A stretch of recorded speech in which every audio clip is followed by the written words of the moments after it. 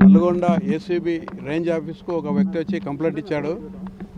అందులో తాను మిర్యాలగూడ ఏరియాలో పీడిఎస్ రైస్ తక్కువ ధరకు కొని ఆంధ్రాలో ఎక్కువ ధరకు అమ్ముతుండగా మిర్యాలగూడ సబ్ డివిజన్ వాళ్ళు 3 కేసులు వేసి 3 వెహికల్స్ సీజ్ చేశారు.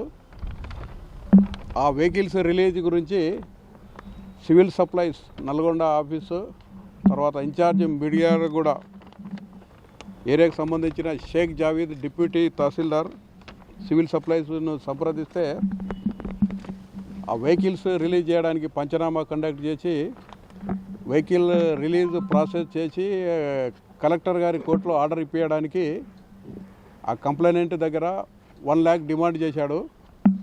ఆ కంప్లైనెంట్ 1 lakh ఇచ్చుకోలేను అంటే 70,000కు ఒప్పందం కుదుర్చుకున్న తర్వాత ఆ కంప్లైనెంట్ 70,000 డిప్యూటీ తహసీల్దార్ షేక్ జావేద్కు ఇవ్వడానికి అప్పుడు ఆయనకు అరేంజ్ కాలేదు డబ్బులు. తర్వాత ఆ డబ్బులు కూడా అతనికి షేక్ జావేద్కు ఇవ్వడం ఇష్టం లేక మాకు వచ్చి కంప్లైంట్ చేసిన తర్వాత మేము విచారణ చేసి ఆ డిమాండ్ 70,000కు సంబంధించిన ఎవిడెన్స్ కలెక్ట్ చేసి కేసు రిజిస్టర్ చేశాము. ఆ రిజిస్టర్ చేసిన తర్వాత షేక్ జావేద్ గురించి వెతకగా అతను ఈ ఆఫీసులో అనాథరైజ్డ్ ఆప్షన్స్ ఉండటం వల్ల కలెక్టర్ గారు ఆయన్ని సస్పెండ్ చేశారు.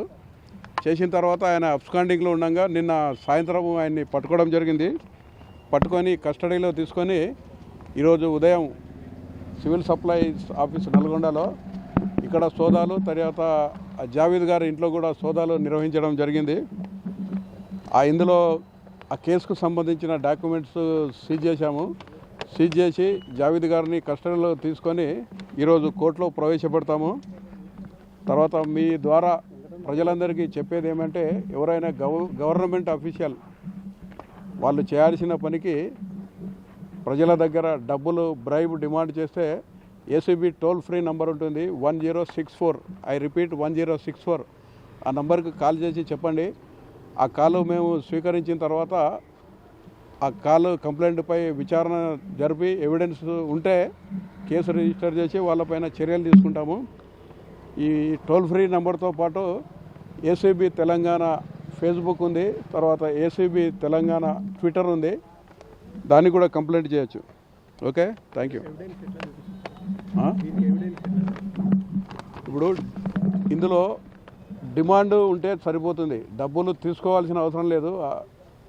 ప్రివెన్షన్ ఆఫ్ కరప్షన్ యాక్ట్ ప్రకారము ఎవరైతే డబ్బులు డిమాండ్ చేసినా దానికి సరైన ఎవిడెన్స్ ఉంటే, ఆడియో వీడియో ఎవిడెన్స్ ఉంటే కేసు రిజిస్టర్ చేసి యాక్షన్ తీసుకోవచ్చు. ఈ కేసు ట్రాప్ కాదు, only demand. Okay, case June 6కి అయింది.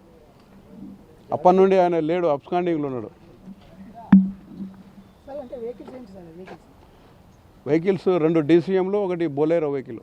ఆ మిర్యాలగూడ సబ్ డివిజన్ పరిధిలో కేసులు ఉన్నాయి, 3 కేసులు అయినాయి.